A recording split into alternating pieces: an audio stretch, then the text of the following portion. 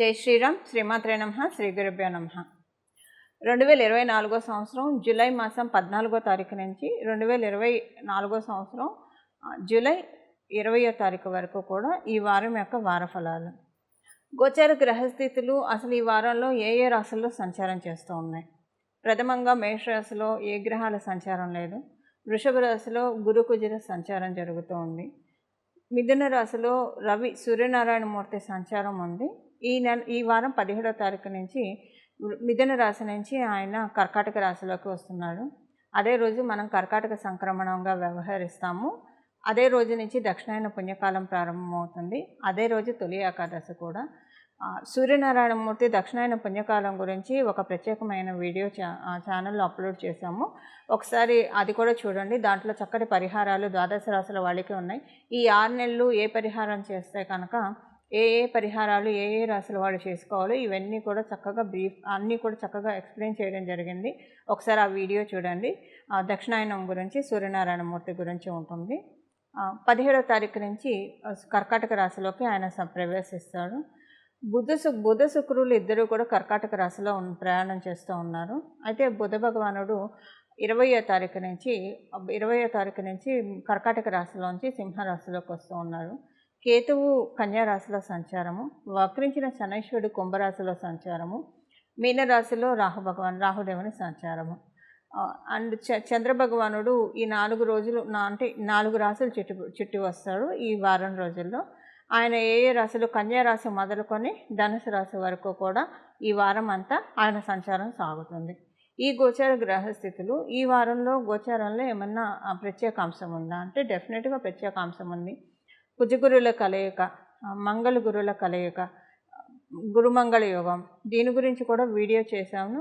ఇది కూడా మన ఛానల్లో ఉంది. ఒకసారి ప్లేలిస్ట్లోకి వెళ్ళి గురుమంగళ యోగం గురించి ఒకసారి చూడండి. చాలా మంచి సిగ్నిఫికెన్స్ ఉంటుంది గురుమంగళ యోగం గురించి. ఈ వారం కూడా గురుమంగళ యోగం ఈ వారం ఉంది, ఈ వారం నుంచి ఉంది. అలాగే సూర్యనారాయణమూర్తి ద్వారా దక్షిణాయన పుణ్యకాలం ప్రారంభమయ్యే శుభ సమయం కూడా ఇది. శుక్రాచార్యుల వారు కర్కాటక రాశిలో చాలా బాగా యోగిస్తారు. శుక్రాచార్యుల వారి కర్కాటకంలో ఉండడము ఇవన్నీ కూడా ఈ వారం యొక్క ప్రత్యేకమైన గ్రహస్థితులు. ఈ వారం యొక్క ఈ ప్రత్యేకమైన గ్రహస్థితుల రీత్యా ద్వాదశ రాశుల వాళ్ళకి ఎలాంటి ఫలితాలు ఉంటాయి ఇదంతా కూడా మనం ఒకసారి ఇప్పుడు చూద్దాం. ఇవాళ అందరికీ ఒక జనరల్ డౌట్ ఉంటుంది కదా, అది మనం ఒకసారి తెలుసుకోవడానికి ప్రయత్నిద్దాము. ఇప్పుడు మనం స్పెషల్ అంశం ఏంటి గోచారంలో ఈ వారం అది చూసాం కదా, గురుమంగళ యోగం నిజంగా స్పెషల్ అంశము. సో దీని గురించి ఒక వీడియో చేయడం జరిగింది, అది చూడండి. అయితే ఇవాళ ఒక విషయం గురించి తెలుసుకున్నాము. చాలామంది ఈ వార ఫలితాలు చూసుకున్నప్పుడు చిన్న కన్ఫ్యూజన్ ఉంటుంది.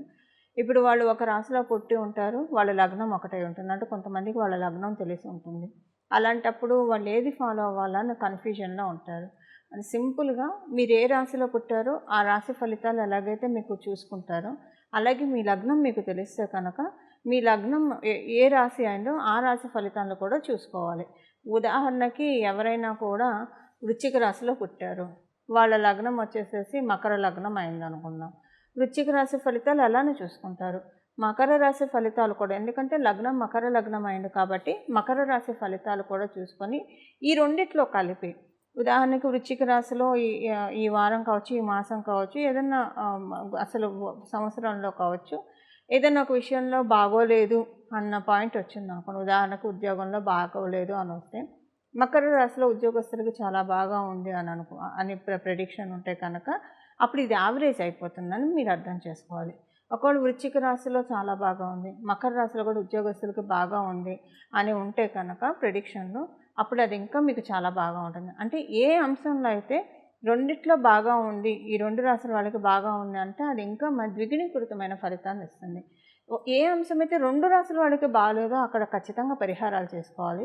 ఒక రాశిలో ఈ పాయింట్ బాగుండి ఇంకో రాశిలో ఆ పాయింట్ బాగోకపోతే అప్పుడు అది యావరేజ్ అవుతుందని అర్థం చేసుకోవాలి.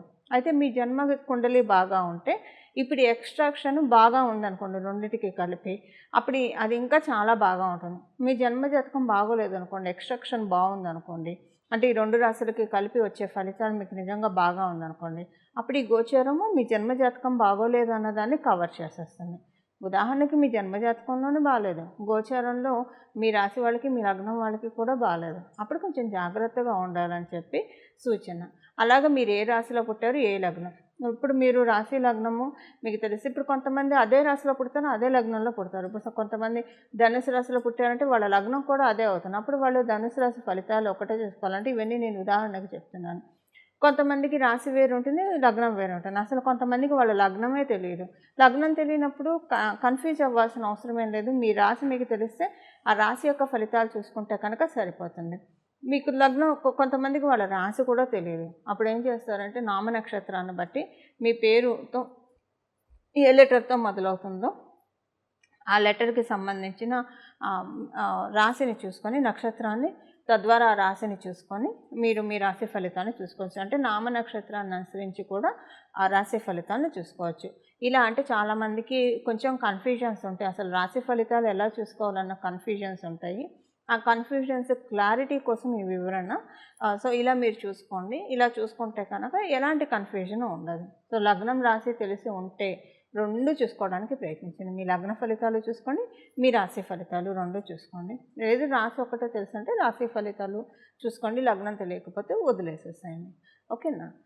ఇప్పుడు మనం ప్రతి ఒక్క రాశి వాళ్ళకి ఈ వారం ఎలాంటి ఫలితాలు ఉంటాయో మనం ఒకసారి చూద్దాం. వృశ్చిక రాశి. వృశ్చిక రాశిలో పుట్టిన వాళ్ళకి మీ ఫైనాన్షియల్ మ్యాటర్స్లో మొదటి 2 రోజులు మీ ఫైనాన్షియల్ మ్యాటర్స్లో కావచ్చు, ఆర్థిక సంబంధిత అంటే లోన్కి సంబంధిత విషయాల్లో కావచ్చు, మీరు అప్లై చేస్తూ ఉన్నా లేదా మీరు ఎవరికన్నా ఇచ్చినా లేదా ఆల్రెడీ లోన్స్ ఉన్నా వీటికి సంబంధించిన స్ట్రెస్ ఎక్కువగా ఉంటుంది. లేకపోతే కనుక ఫ్రెండ్స్ తోటి ఏమన్నా ఇబ్బందులు, ఫ్రెండ్స్ తోటి ఏమన్నా మొదటి 2 రోజులు కొలీగ్స్ తోటి కానీ ఫ్రెండ్స్ తోటి కానీ ఏమన్నా ఇబ్బందులు రావచ్చు మొదటి 2 రోజులు. వీటితో మీరు కొంచెం స్ట్రెస్లకి లోన్ అవుతారు. ఇప్పుడు మనం తెలుసుకున్న వాటిలో ఏదో ఒకటి డెఫినెట్గా మీ జన్మజాతకాన్ని అనుసరించి ఉంటుంది. వాటి వల్ల కొంచెం స్ట్రెస్కి లోన్ అవుతారు మొదటి 2 రోజులు. తర్వాత కొంచెం డబ్బు ఖర్చు ఉంటుంది. మంగళవారం నుంచి కొంచెం మంగళవారము లేదా బుధవారం కొంచెం డబ్బు ఖర్చు అనిపిస్తుంది. బట్ ఆ డబ్బు ఖర్చు అంటే దానికి తగ్గట్టు కూడా మీకు అనుకూలతలు ఉంటాయి ఇది మధ్యలో. లేదా మంగళవారం బుధవారం కొంచెం నిద్రలేమితోటి ఇబ్బంది పడతారు. వీటిల్లో ఏదో ఒకటి కొంచెం ఉంటుంది వృశ్చిక రాశిలో పుట్టిన వాళ్ళకి. తర్వాత బుధ గురువారాల్లో చాలా అనుకూలతలు అనిపిస్తుంది, మీకు ప్రశాంతత ఉంటుంది. ఫస్ట్ బుధ గురువారం ఈ వారం ప్రారంభం చాలా చిందరవందరగా గజిబిజిగా గందరగోళంగా అనిపించిన మధ్యలో ఇంకా బుధవారం నుంచి మనశ్శాంతి ఉంటుంది, హాయిగా అనిపిస్తుంది, నెమ్మదిస్తారు. యాంగ్జైటీ లెవెల్స్ చాలా కామ్ డౌన్ అయిపోతాయి, చాలా ప్రశాంతంగా అనిపిస్తుంది. తర్వాత లాస్ట్లో మటుకు చాలా మంచి అనుకూలతలు ఉన్నాయండి. మీ మాటకు విలువ పెరగడము, గౌరవం పెరగడము, మీరు అనుకున్నవి కమ్యూనికేషన్ అవతల వాళ్ళకి చక్కగా చేయగలగడము, ఏదైతే కమ్యూనికేట్ చేయట్లేక బాధపడుతున్నామో ఫస్ట్లో ప్రాబ్లమ్స్ ఉన్నాయో అవన్నీ కూడా చక్కగా క్లియర్గా ట్రాన్స్పరెంట్గా కమ్యూనికేట్ చేయడము, ఇలాంటివన్నీ కూడా చాలా చక్కగా ఉంది. ఉద్యోగస్తులకి ఈ వారము అనుకూలమైన పరిస్థితులే ఉన్నాయి, ఎలాంటి ఇబ్బంది లేదు ఉద్యోగస్తులకి. ఉద్యోగస్తులకి లాస్ట్లో అంటే 17వ తారీఖు ఒక్కరోజు, లాస్ట్లో అని కాదు, 17, 18 కావచ్చు లేదా ఒక 17వ తారీఖు ఉద్యోగస్తులకి అనుకోకుండా ఏదైనా ఇంట్లోని వారి ఆరోగ్యానికి సంబంధించిన డబ్బు ఖర్చు ఉంటుంది. ఇది ఉద్యోగస్తులకి మాత్రమే వర్తిస్తుంది, వృశ్చిక రాశిలో పుట్టిన అందరికీ వర్తించదు, కేవలంగా ఉద్యోగస్తులకి. ఇక వ్యాపారస్తులకి అనుకూలంగానే ఉంది, ఎలాంటి ఇబ్బందులు అయితే లేవు వ్యాపారస్తులకి. వ్యాపారస్తులకి అదృష్టం ఉంటుందని చెప్పాలి. యాక్చువల్గా చెప్పాలంటే వ్యాపారస్తులకి ఈ వారంలో చాలా బాగా ఉంటుంది. ఎస్పెషల్లీ 17వ తారీఖు నుంచి ఇంకా అనుకూలతని వ్యాపారస్తులు చూస్తారు. ఇవి ఈ వారం యొక్క గోచార గ్రహస్థితుల ఫలితాలు వృశ్చిక రాశిలో పుట్టిన వాళ్ళకి. చూసారు కదండి మీ రాశి వాళ్ళకి ఈ వారం ఎలాంటి ఫలితాలు ఉంటున్నాయో. ఇప్పుడు మనము ఈ వారం చేసుకోవాల్సిన పరిహారం ఏంటో మనం ఒకసారి చూద్దాం. ఈ వారం చేసుకోవాల్సిన పరిహారం గురుమంగళ యోగం జరుగుతూ ఉంది. సూర్యనారాయణమూర్తి దక్షిణాయన పుణ్యకాలంలోకి ప్రవేశిస్తూ ఉన్నాడు ఈ వారంలోనే. సో ఈ గోచార గ్రహస్థితుల రీత్యా శనీశ్వరుడు వక్రించి కూడా ఉన్నాడు. ఈ గోచార గ్రహస్థితుల రీత్యా ఈ వారం ద్వాదశ రాశుల వాళ్ళు కూడా ఈ వారం పాటు కూడా ప్రతిరోజు దశరథ కృత శని స్తోత్రం చదువుకుంటే చాలా మంచిది. ఇది మీరు గూగుల్ చేసినా దొరుకుతుంది. ఎందుకంటే కర్మకారకుడైన శనీశ్వరుడు వక్రించి ఉన్నాడు కాబట్టి మంచి ఫలితాలను ఇవ్వడానికి.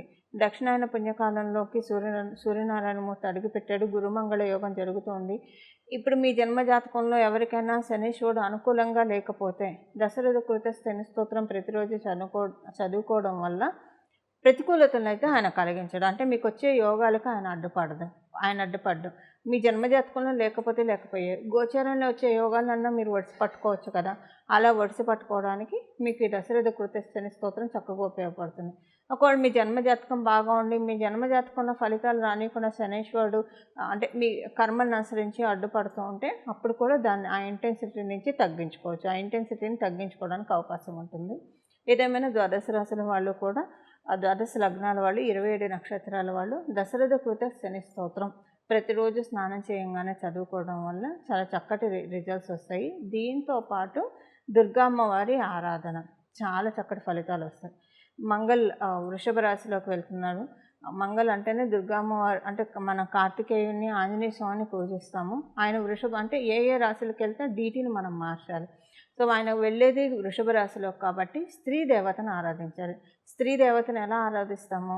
మంగళ అంటే ఏంటి? శక్తి స్వరూపము. ఇప్పుడు అమ్మవార్లలో శక్తి స్వరూపం అంటే దుర్గా అమ్మవారు కాబట్టి ద్వాదశ రాశుల వాళ్ళు కూడా దుర్గా అమ్మవారికి సంబంధించిన స్తోత్రాలు దుర్గా త్రింశన్ నామావళి కానీ లేకపోతే అష్టోత్తరం కానీ అవేంటి లేదు దుర్గాయే నమః దుర్గాయే నమః దుర్గాయే నమః అని ఈ నామాన్నైనా సరే ఏదో ఒకటి అమ్మవారికి సంబంధించిన నామాల్ని పట్టుకోవడానికి ప్రయత్నించండి. చాలా చక్కటి ఫలితాన్ని మీరు అందరూ పొందండి. ఇవి ఈ వారం చేసుకోవాల్సిన పరిహారము. దుర్గమ్మవారి ఆశీస్సులు మీరందరూ అందుకోవాలని చెప్పి కర్మ ప్రక్షాళన మీ అందరికీ జరగాలని చెప్పి నేను కూడా దుర్గమ్మవారిని మనస్ఫూర్తిగా ప్రార్థిస్తూ మంగళం. నమో భగవతే వాసుదేవాయ.